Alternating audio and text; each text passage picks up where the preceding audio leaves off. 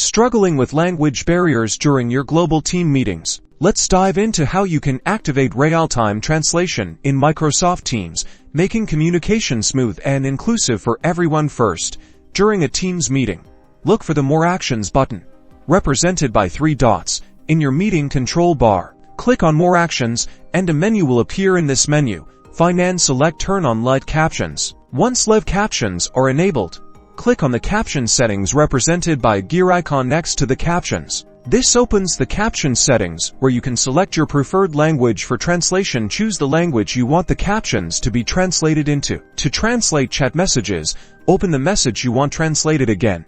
Click the More Options button, represented by 3 dots, and select Translate. Teams will automatically translate the message into your team's preferred language, which can be set in your team's settings. This ensures everyone can understand and participate fully. Real-time translation in Teams fosters better understanding, boosts productivity, and creates a more inclusive environment for your global team. Start using it today to unlock seamless collaboration.